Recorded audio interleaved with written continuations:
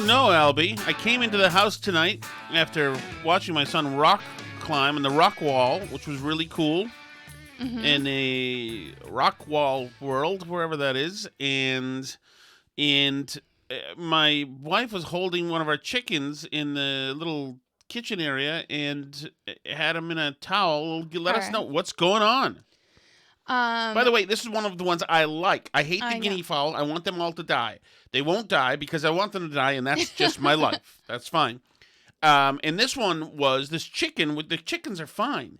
They're actually pretty cool. And they've been doing a good job of kicking up old leaves, etc., doing natural farming by bird or whatever they are. And yes, now, they're birds. Now tell us, unfortunately, one's fallen. Well, okay, so she's still alive. I'm pretty worried, but she had a very hard molt, which is like when they lose their feathers in the spring and then they grow back. And she had kind of a hard molt, and she got wry neck, which is like... God. Okay. I'm good now, I think. No, it just means she has a vitamin deficiency, so she's like twisting her neck. So I just have to help her eat and drink. So I'm helping her eat and drink, and then I'm going to go to the Tractor Supply and get her some vitamins that will help her hopefully recover. But because she was having a hard time... No, it's just chicken vitamins. I'm not taking her to the vet or something. So... Anyway, so I gave her a bath because she was doing her ride. And where did you give her a bath? In the bathtub. In the bathtub where the kids take a bath, which is absolutely fine and not freaking incredibly insane. It's fine. I don't use it. It's fine. I mean, like, I washed it off after with soap. I mean, like, what do you want? But she was getting dirty because she couldn't, like, walk properly with her wry neck. So I helped wash her off to clean her up, and now she is in another insane thing, wrapped in a towel and then inside my heated blanket so that she can warm up after her bath. The blanket my brother bought for you? Inside a towel, though, so she's not directly touching the blanket. But I wanted her to be able to warm up. As long as I just don't want to see it and know about it. That's fine. That's fine. Well, you can do. I wanted her to warm up after her bath because it's kind of chilly and damp outside, and so she's warming up right now. And she drank plenty of water. Your volume is not coming out loud in this. Am I not close enough? Is that better? A little bit. So she drank plenty of water and she ate a little bit, not as much as I would have wanted her to, but I'm going to get her some vitamins and see if we can get her up and going again. She did lay an egg today, though, which is interesting because, like, I would think she wouldn't be laying an egg. Like, she wasn't laying an egg because she was laying eggs because she was molting for a while. But then, like, the fact that she laid an egg makes me think that, like, she must have enough nutrients in her to do that. So, like, I don't know. Anyway, So just think, little Cinnamon in a few days is either going to be healthy or dinner. I don't think we're going to eat a chicken I'd like guise to of eat natural cinnamon. causes. I think I'd that's like to weird. eat the bird. No, I'd like to eat Cinnamon. Let Cinnamon know. All right. Because what if she has an illness or something? Okay. Okay. So we got a few things to get to, Alice. First of all, I can't play Elizabeth Warren anymore, but she's going out there cackling and the left is obviously, we know they've lost their minds. She really thinks she has a chance to be the next president, doesn't she? Yeah, she's going for something out there, but she's so bad. That person she becomes, other than if you're the 20% of people who like really love her, or if you're calibrated to that, like that. Are there 20% of people? Who I don't like know, that? but that person that she is when she's yelling is just horrific. So let's move. It's horrific. So let's move off of her. Kamala did the same thing. But I do want to. But Kamala's somehow more likable when she does it. I mean, she's still not likable, but more than Elizabeth Warren. It's not, like, offensive. With Kamala, we're watching a comedy, so it's kind of interesting. But I do want you to hear for a moment, in West Hartford, Connecticut, this is just about tone and the way people present themselves. So West Hartford, Connecticut, by the way, I'm watching half the kids I graduated with Winchester are now on a huge debate who are yelling at each other on about this, you can never tell a woman what to do with her body. Yeah, but there's a baby. It's just like, wow, man, we were all getting along so well. Maybe it'll deteriorate so much that they'll go back to, because how everybody on Facebook like really gets along these days, even though like the jock would never have talked to the other person 30 years ago, whatever. I wonder if it's going to sink back to that, where they take up old causes and it becomes balkanized in a way. It's interesting to watch, though, because the insults are starting to fly because it's abortion and this and that, and everybody, whatever. So here's the deal. That's nothing to do with what I'm going to do. So this is the Board of Ed meeting in West Hartford. It's a really pretty, let's say Cambridge, Massachusetts. So it's upscale. It's nice. This is where the beautiful people live. This is ultimate wine mom yoga pants Range Rover. This is it. Okay. So listen to these. A couple of teachers, concerned citizens, spoke to the board, and listen to the way they speak and how they speak as well. And I'll just tell you that it's very nurturing. It's empathetic. It's positive. It's soft. What I do not do is intentionally spread misinformation, because that would be teaching my kids to lie. For instance, When she says her kids, she means Your kids. correct. if I said that our elementary social emotional curriculum teaches sex education, I would be spreading a lie. If I said students being taught U.S. history from racially inclusive perspectives was critical race theory, that would also be a lie. If I said social emotional learning and social justice instruction was taking the place of reading, writing, and math, that would be another lie. Instead of talking about things that aren't happening, I want to talk about what is happening, because our district believes that every child deserves to feel they belong in our community. Okay, so she's already told you all the things that she's not going to be telling you, and the things she would never consider doing in defining, bringing her own definitions with her. So Right. if I said that was critical race theory, that's a lie. So she's trying to dispel, add all these parameters before she begins to talk. So so good, Al. She's not going to do any of that stuff. What is she going to do? First, a note that I teach young children. They notice differences. As early as ages 4 and 5, children can show positive and negative biases about differences related to race and gender. Talking about human diversity with children doesn't cause these biases and prejudices. Children learn prejudice from prejudice. In other words, and where does that happen? At home. Exactly. So she's not going to talk about sexuality, and she's not going to talk about gender or any of those things in sex with kids. But what did she just say that she's going to do there? Work on dismantling their biases. She's going to talk about sex with kids, is what she's going to do. When they don't have age-appropriate information about human differences in gender, race, gender. culture, and ability, they fill a vacuum of understanding with confusion, misinformation, and other people's biases. Right. So she, Your biases. well, she's going to fill that vacuum now, exactly, with gender ideology, with critical race theory, all the other stuff that we talk about, wokeism of this and that, whatever. She's not doing it in that name. She's just filling voids for us. And notice how it's done with the tone of a nurturer. I'm going to fill those voids because we know if we don't do that, then they'll be filled by biases. You don't want something filled by biases. Now, all this is code talk, of course, doublespeak, wokeism, and it's all encoded. Now, what she's really telling the kids is that Jacob can wear a dress, and that's just as normal and just as fine as anything else. And Jacob might be E, Z, Z, Zoo, Zom. Doesn't matter. If a path to becoming empathetic, critically thinking, and resilient adults can be derailed starting as early as preschool, we need schools to equip children with the tools and skills to address this. Social, emotional, and social justice learning promotes kindness and fosters empathy, and it teaches children to understand how someone else's experience of mistreatment is a harm that should be confronted and prevented. For this, every child needs to develop positive personal and social identities. To gain, In other words, every affirmation you can possibly think of, and offer them more and more and more and more, because if there's any chance that a child might feel different or might feel that there's a bias at work somewhere, then feel harmed or whatever, we've got to make sure there are no parameters for anything. comfort and joy with human diversity, to recognize unfairness and understand that it hurts, and grow confidence to Unfairness. stand up for oneself and for others against discrimination. I am so glad we live in a school district that recognizes this. 6 years old. In other words, I'm doing all the woke, crazy, psychotic stuff that I just told you for the first 30 seconds I'm never going to do.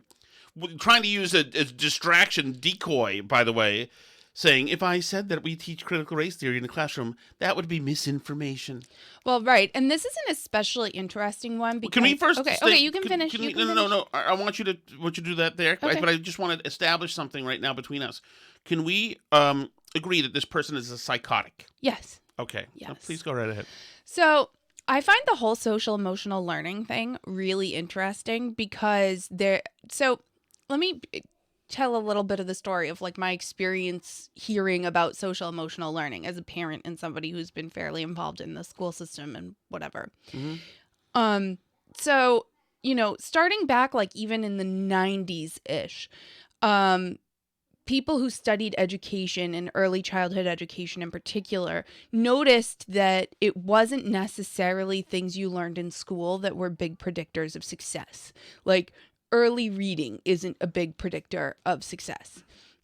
Kids who learn to read earlier, I'm shocked at kids that learn to read earlier than others, the gains come out in the wash, by like second grade.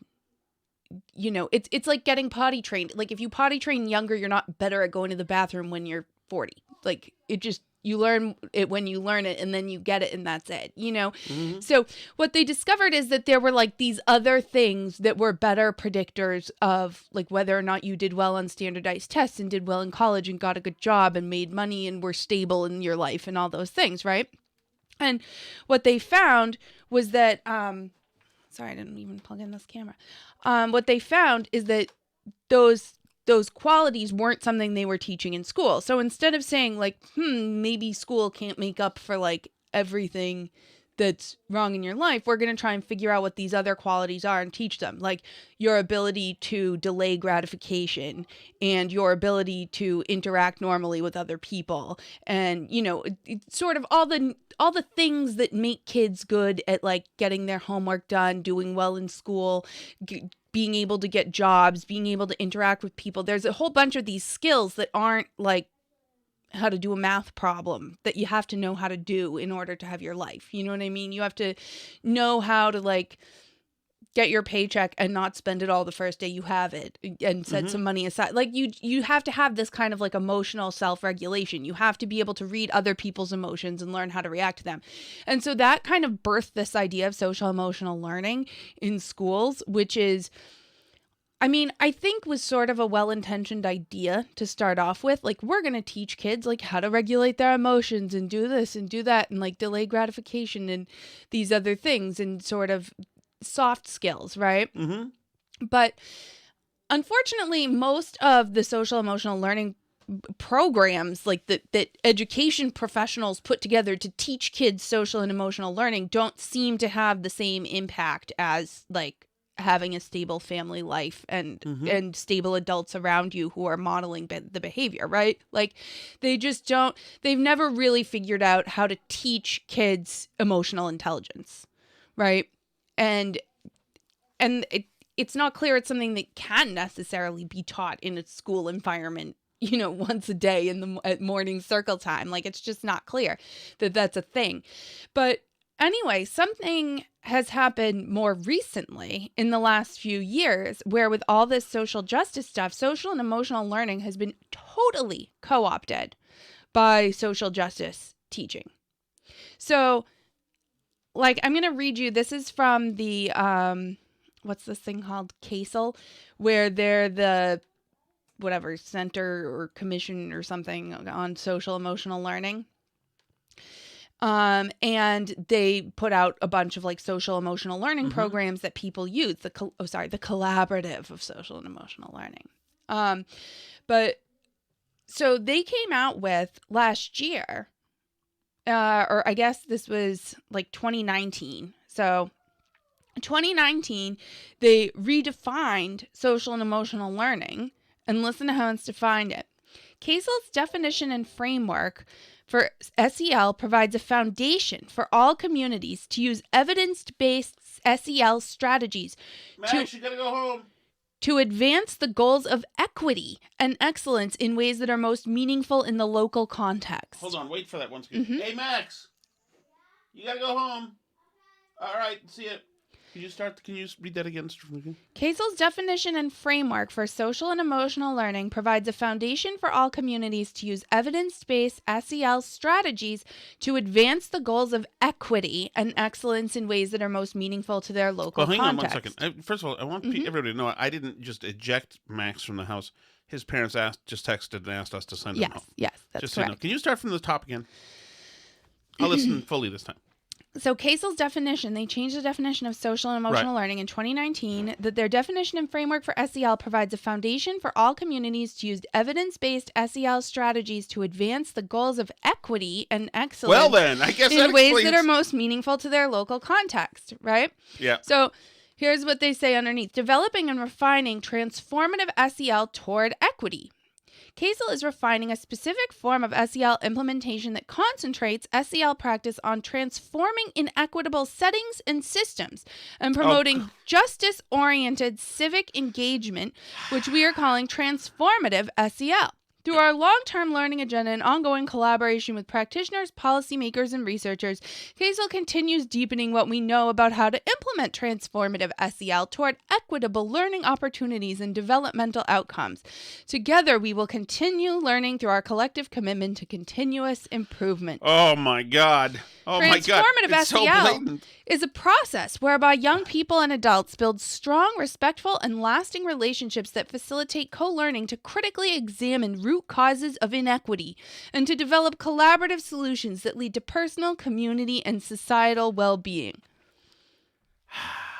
So we've moved on from learning to be the type of person that does your homework and understands how to like operate in a business setting so that you can, you know, not just get taught math, but like know how to operate in the world. We've moved on from that to like, now we're going to solve all the root causes of inequity through social and emotional learning. Now Jacob has our to wear a kindergartners. dress now. That is so incredible that paper trail is there. It's incredible to me. So they updated it and now they're, you know, they've moved on from what they're doing here. So, and this is going on with all kinds of social and emotional learning programs. It was like this sort of educational trend idea from a few years ago that now has just been totally pressed into service of all this woke stuff in schools. And they're like, you know, they'll say, and so they can use that. They can say, like, this is just social emotional learning. We're just teaching kids to be nice to each other, to have emotional intelligence, to relate to each other well, and to know how to handle situations. And like, that was true of like what social and emotional learning was kind of trying to do some years ago, but it's not true of what it is anymore. And they did the same thing, like when Ron DeSantis, you know, revamped their thing and banned critical race theory, and the textbook people threw out like 40% of the math textbooks in Florida. I think it was the New York Times did a big piece that was like, the math textbooks didn't have critical race theory. They just had social and emotional learning, which like why the social and emotional learning was in the math textbook anyway. Like, I don't know.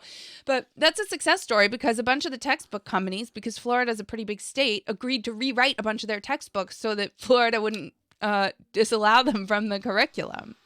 That is amazing that is there. Like, you might have to come on with me tomorrow on the program, Alice, to talk to the people. That is amazing. So let me play with, this is one more teacher. This is a different teacher. I think that we live in such a diverse and globalized world, and people are really expected to know how to treat each other with dignity and respect and speak to each other in an inclusive way.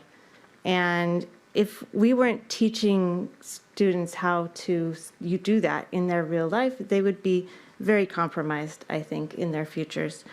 It's such an important thing to know. If it's not for us, if we don't give them all the wokeness lessons now, they'll be very compromised.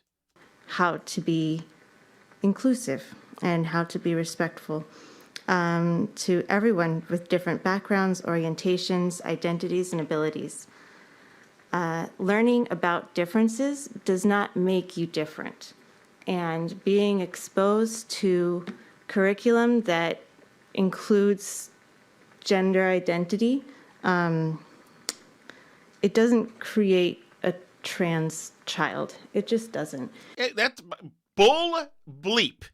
Well, bull and bleep. more to the point, so you could test this theory if they really feel that way. if it's really just about learning about differences and understanding other people's perception of themselves and it's not going to influence them, then I want to be able to go into my child's classroom and do a unit on Christianity and Christian theology. And I want to be able to go in and talk about it to their class so that the other students don't react to my child with misperceptions, or the teachers, they might not really understand Christian theology either. I don't want them to react to my kid with misperceptions about my child's theology and spiritual life, right?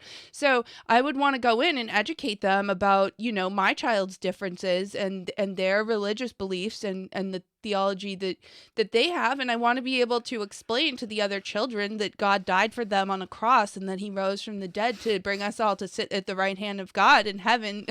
And, that we look for the resurrection of the dead and the life of the world to come. Like, I want to be able to go in and educate the class about that, because if we're just learning about differences, saying that learning then theological principles, it doesn't make kids Christian. Correct, right. How could it make them Christian? If they're not Christian, they're not Christian. But from the first admonishment we got, teaching kids theological principles and Judeo-Christian values is not indoctrinating them into Christianity. To say it is misinformation. Right. Yeah. I'm just educating them about other people's differences. That's all. So, I mean, I want the school then to teach that too. If they're going to teach gender theology, which is what it is, because it is absolutely a religious belief. The idea that you fundamentally have some internal gender orientation that can be different from what your body is, that's a metaphysical religious belief that people may or may not hold. So, if you want to educate kids about that, then I also need you to just really quickly cover all of Christianity too. All right. Well said, Alice. Maybe I'm going to have my booker reach out to you for tomorrow. Anything to say on J.D. Vance at all? I mean, he won the Senate primary. That's interesting. It might show that maybe Trump has some mojo.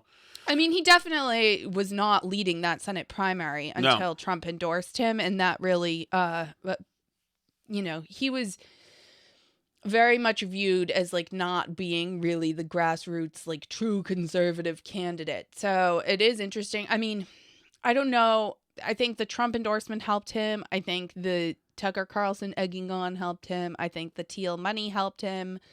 But definitely going to be interesting to see what happens there. Ohio is leaning pretty red right now. I would tend to think that he's going to be a senator. But, I mean, anything can happen. I don't know. Yes. I wanted to get to something that Joe Biden said today. I mean, we've got the Young Turks stuff where they're all losing their minds. We want to go back to losing their minds. We get it. They're losing their minds. Yeah, we get it. Everyone's nuts. Everyone's completely out of control right now. This is something Joe Biden said today, and I think it just shows that he's the most divisive president we've probably ever had. It's just the latest, because this is the kind of stuff he does all the time, but this is just bad news. It's the guys on the Supreme Court now. What happens if you have a state changes the law saying that children who are LGBTQ can't be in classrooms with other children? Is that legit under the way that the decision is written? Wait for it. What are the next things that are going to be attacked? Because this MAGA crowd is really the most extreme political organization that's existed in American history. That is very interesting. Very interesting. There was a time something called the Democratic Party, which was the party of slavery. I thought that was pretty extreme. There was a time, obviously KKK, but this guy is so freaking toxic that all Trump voters are the most extreme political organization that's existed in American history. Yeah, which is obviously totally an absurd thing to say, just start to finish. I also want to ask, has there ever been a time, and maybe I'm missing something in time or place or whatever, but has there ever been a time when the Republican Party has been pro-segregation in any part of the country? Racial segregation? No, I don't think so. Or pro-racial segregation. No, all the Democrats are now. Still, I mean, they're part of your SEL, as a matter of fact, is messing with kids in classes. But yeah, I can't think of a time when Republicans have ever been the party of segregation. So It's funny. I was No, like, the party was a what's it called? Being anti-slavery.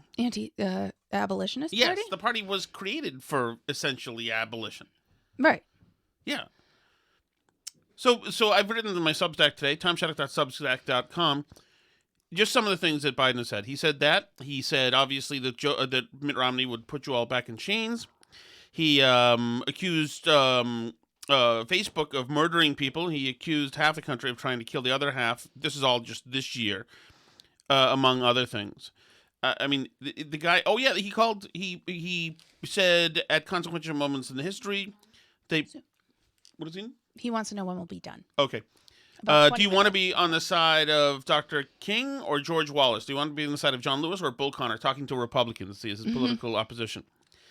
I mean, this guy is George Wallace, a Democrat, by the way. This guy he's just toxic, and then he's half toxic and half stupid, and he's lost his mind. And this is all we have left at a time. You know, if people like him didn't toss bombs like this, we'd be a much more unified country. But you go to, and people aren't used to seeing the sitting vice president. You go to a room and say, hey, to a black audience, Mitt Romney's going to put you back in chains. I mean it. Then they think Mitt Romney's going to put them back in chains. And people expect, some kind of candor from some of these folks. It's like, anyway, it's just gross. Yeah, I mean, and even like talking about January 6th, didn't he say something like January 6th was the worst thing to happen in the country? And that's Yes. not hyperbole. He did one of those. Like, Yes. Like worse than the Civil War, like the worst thing since the Civil War or something crazy. Like it just, that kind of super inflammatory rhetoric is just, I mean, it's making the country worse. And Trump occasionally was a jerk, but he didn't direct that kind of thing at Americans generally, I don't think. I don't think he did. He directed some nasty comments at other people. Oh, yeah, or, no, on a or personal at, level, like he was... some individuals Yes. that he didn't like, In- but not against like half the country. He wasn't like everybody who voted for Obama is anti-American and terrible. He didn't say the people who aren't vaccinated are killing the people who are vaccinated. Right. And as a matter of fact, the people who are vaccinated, Our patience is wearing thin. yeah, I mean it's that kind of stuff. It's like it also, Trump is Trump, and I understand maybe it's a double standard, but there is a double standard. Trump is Trump. But he said some inflammatory stuff. If by trolling, maybe that's divisive. Trump is divisive in the sense that he drove half the country absolutely nuts, and because they never did any research and they don't know anything, they allowed the media to tell them that we were in a state of emergency and that they weren't to relax and that things were being normalized that were historically abhorrent and to be on DEFCON 1 constantly. And they let themselves be infected by this because grown adults turned into infants during Trump. Right. People who are supposed to know better, people who you read in op-eds in the Washington Post and the New York Times became little babies, scared babies. Yeah. So I do think that part of what happened with the Supreme Court leak thing is an attempt to kind of get some of that lightning back bottled up, the magic of freaking people out. And like abortion is one way to do that, particularly with like the yoga pants wine mom set. Yeah. Right? Like tell them they can't get abortions anymore and that their rights are being rolled back and that soon they're going to be in The Handmaid's Tale, which obviously they've all watched. So Back in The Handmaid's Tale. Back in The Handmaid's Tale, right? Yes. So, yeah. So, Catherine Clark tweeted something about how like Republicans can't tell her what to do with her body as though she's not like in her 60s and it's not like nobody's trying to tell you to do anything. Catherine Clark, you're fine. You're safe.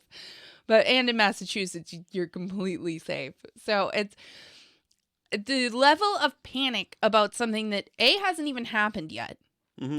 B, isn't going to affect more than half the country. I think it's like 23 states currently have laws. Politico did a big breakdown of who has what. Like there's like 23 states that have laws that if Roe v. Wade goes away would go into effect that would restrict abortion in some form, right? But even like, it was funny because I said to somebody on Twitter today, because somebody was freaking out, and I said something like, we're one of 7 countries in the whole world that allows abortion after 20 weeks. 7. And they were like, well, that's only happens when it's like completely medically necessary. That's not when people get abortions. That's nobody does that at that point in the which first of all isn't true. There's been, the Guttmacher Institute, which is a pro-abortion lobbying group, has done studies, and people get late-term abortions for the same reasons they get other abortions. Sometimes they're for medical reasons, for like very tragic, scary, horrible medical reasons, which is all the stories that you read. But they overwhelmingly still are getting them for reasons like the baby's father won't stay with me, I'm worried about money, I can't take care of the baby, I'm on drugs, like whatever it is. They're still getting plenty of people getting abortions late in pregnancy for those reasons, although they are fewer than earlier term abortions. That being said, the law in Mississippi that this Supreme Court case is about is a ban on abortions after 15 weeks, which is like a tiny percent of abortions. And it has exceptions for medical reasons or the life of the mother. So, and like fetal abnormalities and things like that. So, and I said this person on Twitter who was freaking out because they were like, this is going to be terrible and people aren't going to be able to, and they were like, nobody gets abortions that late. And I said, well, great. Well, this law only bans abortions after 15 weeks and has medical exemptions. So like that should be fine, right? And she was like, oh, I didn't know that. I'll have to look into it more. Right. Because it's like the level of misinformation and freak out doesn't match the reality. No, right. And somebody we both know was just posted and said, I'm not a fan of killing babies. That's not what this is. This is showing empathy for the baby who's going to be born without lungs, the baby who's going to be this, the baby is that. And it's funny, nobody ever was just for abortion, which is what most of them are for. Therefore, they don't want to have a baby because they want to go to college or want to keep a good body, or don't want to settle down, or don't have guys in an a-hole, or they messed up, or were drunk one night. And it's like, it's not all rape, incest, in birth defects here. You can pretend, just stop pretending. It's funny we were because shouting our abortions a couple of years ago. And they also told me they'd never heard anybody say anything about shout your abortion. Which I was like, have you been living under a rock? Because that's like a big thing. But somebody I follow on Twitter once said something like that whenever you talk to people who are pro-abortion about abortion, it's always like this crazy Rube Goldberg machine, unlikely scenario. It's always like, what if an 11-year-old is swimming at the beach and a sperm cell like lands on her and somehow swims and she becomes pregnant against her will, and then the baby has a huge tumor and it's not going to be alive and it's going to be in terrible suffering for 3 minutes and then it will die, and then like it's always some like crazy scenario that never happens. And like my approach to that is just always like, so can we just ban all the other ones then, and then we'll work out that situation. Planned Parenthood is not the Walmart of abortions because of those freak things, or all the other female healthcare stuff they offer. They are a huge chain. They're the Starbucks of abortions. I'm sorry, but and the thing is that like, so fine, let's table those ones for a minute. Let's table the extreme fetal abnormality. I tend to be more pro-life than probably a lot of people are, but like, let's just get with the rest of the civilized world and like all of Europe and say like after the first trimester, let's be done, with the exception of extreme medical situations. Right. I mean, like, can we just go there? Like, is that... Right. And I think most people are in there somewhere, as a matter of fact, but that's not the voices you hear, the activists. A lot of people, and I think it has to do with your personality type too, women got dealt, in this sense, an unfair hand. Right. Women carry the babies, and men are free to gallivant along, and it ain't equal, but that is what it is. Right. And it's funny, this is another way you can tell that people have like never talked to a real life pro-life person in their lives, is they go, well, if you want women to be forced to carry the child, then like don't let men skip out on child support. And all the pro-life people you will ever talk to in the world will go, yes, let's absolutely do that. Let's make sure. And I think especially in the conservative movement of right now, there's a lot of appetite. There's an appetite on the Tucker Carlson show, which we get told over and over is this like white supremacist crazy show. There's a lot of appetite like with J.D. Vance and some of these other like American conservative, like Rod Dreher is doing a lot of work in this area too, like where the the Christian right, especially in the pro-life right, are saying, yeah, we want family policy. We want longer paid parental leaves. We want to give families bigger tax breaks. We want to make it more affordable for families to be able to have a parent stay home and with their kids when they're young. Like, I mean, there are a lot of Republicans, among them like Rubio, Romney. There are people in the Senate right now, and there are more of them about to be elected, J.D. Vance, I'm looking at you, who want to do these policies. And if Democrats wanted to work with them, you could get these policies done. But the fact that they aren't, though does draw rabid progressives into a bit of a verbal trap, though, because they'll say, oh, yeah, you don't want to pay for any of the daycare for the new baby, but I'm not allowed to, have the abortion. And, like, they make this equivalence that not paying for the babysitter is the same as allowing somebody to kill it. Child. But anyway, I don't know. Alice is the anti-abortion zealot. Tom Shattuck is moderate on this stuff. You guys, so if you're put off by this, go after Alice. The same way they went after my friend Dave Chappelle last night, Alice. He jumped onto Chappelle before private security stepped in and detained that suspect. Fellow comedian Chris Rock was there as well. He came on stage after the incident and even cracked a joke, apparently asking, "Was that Will Smith?" So, Alice, this guy who attacked Dave Chappelle, Chappelle's crew was not messing around, and maybe even Dave himself. I'm told by somebody that Chappelle... They took this guy backstage and beat the tar out of him. Thoughts? So yeah, I messaged you about this morning. I'm obviously fine with him getting a little bit like roughed up when they take it, but it sounds like it was pretty horrific. His arm was broken arms, broken hands. Yes, like, his arm and hand. His hands were broken. His arm was pointed backwards. It was a very unpleasant time for him back there. He left in an ambulance. So he left in an ambulance with people shouting mean things to him. He was not okay. And most of the people on Twitter tweeting about it seemed pretty like rah rah. Like the tweets were like, they took off his arm and put it back on. This is great. That shows you don't mess with people. Yep. I mean, yes, don't jump up on stage and attack people, and you get what's coming to you a lot of times because like physical violence, you can't always attack people with physical violence and not have them fight you back. So sometimes that happens, right? Yes. That being said, like, I'm not sure I'm comfortable with like the level of bloodthirstiness in all the comments and how excited everybody seemed that this guy's hands were like so here's pounded the truth into of the matter, smithereens. Alice. Here's the truth. It's fine. I'm cool with it. It feels good, as a matter of fact. I have no problem with that. I wish that somebody had decked the hell out of Will Smith when he was trying to punch Chris Rock. I've got no problem at all like that. I think anytime you can punch or crush a thug, but this was like 10 on 1, I think. Well, you know what? You roll the dice when you want to stab, punch somebody who's Dave on Chappelle, stage, you know? Yeah. No, I mean, you do roll the dice. You take your life into your own hands. Could have been 20. This stuff. Could have been 20. Yeah, I got no problem. It did make me a little bit uncomfortable. I didn't. You also had the LAPD. I didn't love the level to which he was disabled. I also wonder, do you think he'll sue? I don't know. I don't know.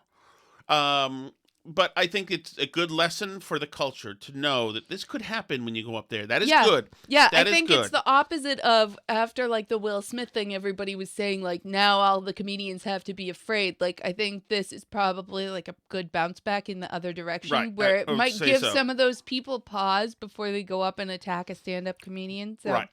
And also, there's this video out there of the LAPD, 2 cops in particular, who all the pro-abortion psychotic protesters / rioters were assaulting them or trying to, and one of these cops took out his baton and went swinging away like Canseco, and I have no problema with that too. As a matter of fact, I enjoyed it, and I've got no problem with that. If you're going to assault cops and they've got a stick, well, you know what? You've made a choice, and good luck, my friend. I understand the urge, but it does. And then, of course, they all say, "Oh my God, look at the police brutality! Oh my God, look at the police brutality!" I mean, I understand the urge, but I also like it. level of glee at somebody being You know what, little lady, totally you stay home. You pulverized. let us men Yeah, handle it. you know okay? what? I guess so. Okay. Time, Alice, for the chat. Okay, I'm still getting questions, by the way, on how you leave a message for the chat. It's not a phone number that you dial. It's the website that you go to is burnbarrelpodcast.com. There's a red button that you can go to, and you press the button from your phone, from your computer, and you can record a message to leave us. Okay, here we go. Hey, Alice, it's Chad from the Packy. Hey, if you weren't wearing that size extra small Shadhead t-shirt, I wouldn't have been hitting on you. Is that true? And B, Thank you for clarifying, Chad. the phone number you gave me is wrong. What Some weird guy in Hartford at a radio station keeps answering the phone. What's up with that? You really gave out your number? No, your number. I don't think so, Alice. I don't know. I mean, at the radio station? My goodness, you're giving out digits? Man, you love the attention. Ridiculous. Hey, Tom. Hey. Harvey Weinstein here. Oh, wow. Alice, that's huge. He's in jail currently, I think. Yeah. I mean, there's no way this could be a big break for me, right? He's not doing movies anymore, I don't think. Hey, listen. The casting bunk's not really working out the way I'd hoped in this place. So if you could find it in your heart to maybe send along a couple of those pics of Alice in the shower and maybe a nice potted plant or two, get me through these lean times, be much appreciated. Hope you're happy. I'm lonely, Tom. You did that. So very lonely. Wow, Harvey Weinstein. Shatheads all the way. Oh, there you go. Thank you. I guess that maybe we shouldn't accept that endorsement. I have the Alice Shower NFTs. She is threatening a lawsuit against me if I get rid of them. But I have them. You know, if anybody knows how to hack an iPhone, I'll give you my spids as soon as I can. Hey, Tom, it's me. We're back. There seems to be a large hornet's nest by my wheels. Help! I actually did. That means there's been so little movement in that area that the bees have had time. There actually are a bunch of bees in the shed that is open, by the way. That is your jurisdiction. That particular shed, just so you know. Okay. Yeah, well. What isn't my jurisdiction? I've turned over my around? health. I'm on my health kick. Yeah, So, you're not drinking today, so that's exciting. That's right. That's right. The new me is here. Hey there, Tom. Bet you can't guess who this is. I won an Oscar for supporting actor 3 times, and I was in the movie Rio Bravo. Rio Bravo? Got nothing. I assume that's a John Wayne movie. I mean, I could probably look it up. Is it the guy who says hang him? Is it that guy? I don't know. Things like that. I don't know either. It allows you to reply on some of these. Reply? Oh, because there's an email address? Is that why? Oh, yeah, I guess so. Ah, who knew? Oh, well.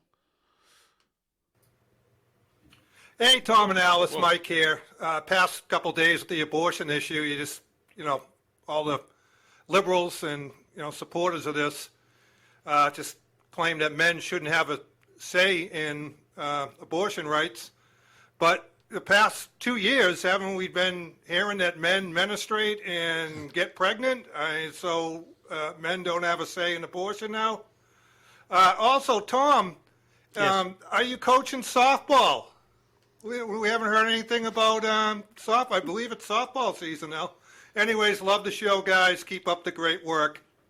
Thank you, Mike. Thanks, Mike. He's right he's right. But according to the woke left, there are only birthing persons now. And so, yeah, women have suddenly been reanimated as things until we get to the election, at least. I am not coaching softball. You refuse to interact with that group of people. Well, yes. I also was not invited back, which is fine. I think we'll go our separate ways. That is fine. But my daughter still is playing. To your consternation. Well, a little bit. But apparently it's better. So who knows?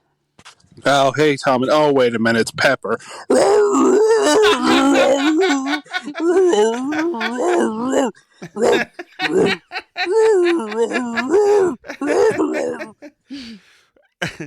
That was a real fire yesterday, by the way. Yes, there was a fire across the street from us. Yeah, so when Pepper was going off yesterday, that's because fire trucks were driving by. And she's a foxhound, and she's brilliant, so that she does that.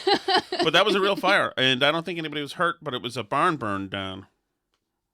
Hey, Tom and Alice. I was wondering if either of you ever seen the movie Blind Date with Kim Basinger. Bruce Willis, of course.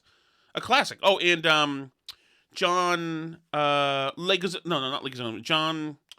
Oh, come on. John LaRoquette, yes. And Bruce Willis. I grew up watching that movie. I think it's just hilarious. It's a great movie. It was hilarious. Kim Basinger was obviously beautiful. Bruce Willis was cool. This was his first big movie after Die Hard, I think. Not a totally great movie, but a cool movie. It's about... Actually, I've had my own experience with Alice Shattuck when we were first dating. Very similar. It's about taking... He takes her out. Bruce Willis takes Kim Basinger out. She then gets bleep-faced, is out of control, and he has to deal with it. I have had that when Alice and I were first dating, including... I had to carry her. She had a little tiny skirt on and her little high heel stilettos. Stop. She had been antagonizing some people we were double dating with because she couldn't handle her booze, and I had to carry her like that. Well, she smoked a cigarette, and she burnt a hole in my favorite jacket. That was just one night. We go to some social event. Alice is not afraid to let loose. Back when we used to have drinking I'm problems. Quite like that anymore. Right. Well. Hey, Tom and Alice. I was listening to the radio show, and it seems like they dropped Rosalind's call. She was in a good groove, and then out of nowhere, they dropped her call, I noticed. Okay, All right, bye. I didn't know if you knew this, but the fourth wall has been breached. I heard when you were on T2, it sounded like Todd was saying Rosalind was on the line, and I was like, how would he know who that is? It has been breached now, so we've got cross-pollination. So wait, did Todd know about Rosalind before? No, okay. Nobody knew about anything. 860-522-9842. Rosalind is in Philadelphia. You see what's happening? Hello, is Tom there? No, Tom left. Can I give him a message for you? He's there. I hear him laughing. Rosalind, hi. This is Tom. How can I assist you? I mean, how can I help you? Oh, I think it's been a while since we've talked. I don't recognize your voice, and you have a voice that seems to me that I would remember had we known each other. I think. No, I think he's a character from a horror movie or something. Yeah, kind of. You remember our tryst at Planet Fitness? So now this is interesting because there is somebody, Todd, who in my life suggesting that I have been hooking up with somebody at Planet Fitness. And I do attend Planet Fitness. That is absolutely true. But I am in abject pain while I am there. But this person is suggesting that I'm having a tryst there and has also done... Well, that might be what causes the pain. Don't give It's an odd position to be in, I can tell you that. credence to this person. Well, if you're offering a confession, I have to point it out. That is incorrect. I do nothing at Planet Fitness but spray equipment and do some light lifting. Do you spray it before and after, or just after? Rosalind just said spray me. Rosalind just said. Anyway, it goes on like that. You get the point. Yes, the fourth wall has been broken. Did they drop her call? Someone? I assume eventually. But this thing, there was another minute at least on this, so I think eventually she got her time. Rosalind got her time. No doubt, no doubt. We have distorted reality now in a whole nother state with a whole bunch of people who will take that as being absolutely a factual possibly thing, who are saying, you should have heard somebody named Rosalind from the gym with a very distinct voice called. So there we go. Let's see. Tom, come on. You've broken my heart for the last time. What? And to think, I have a bun in the oven.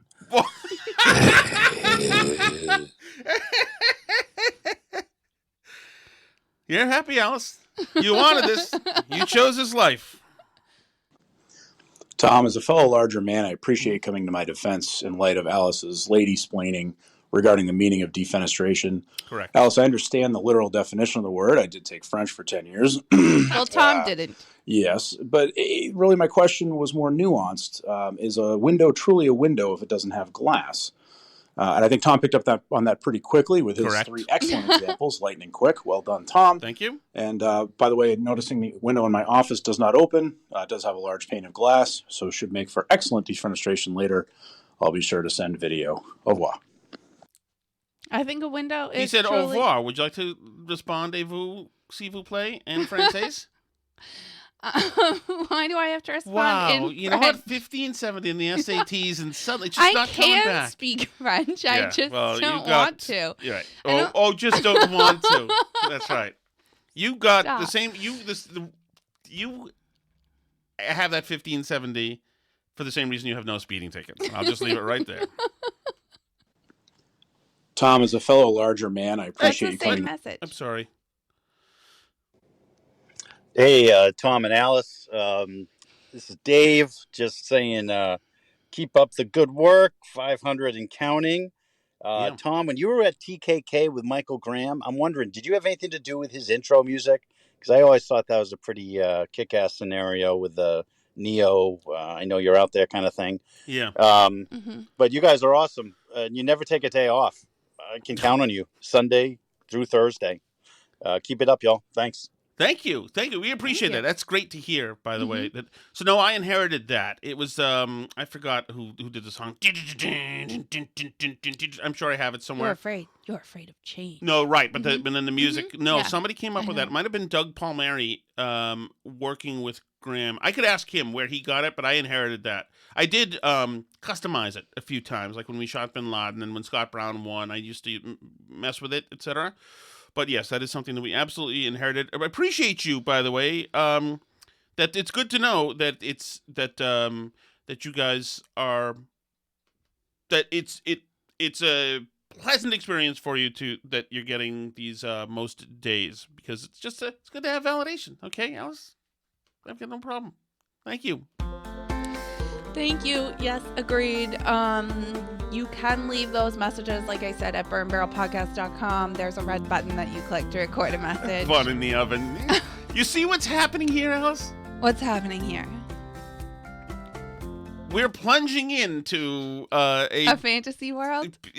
I think some of it's halfway real. I don't know. You've got a whole bunch of listeners in Hartford now who are convinced that could be an ethical problem with me spraying Rosalind at the gym.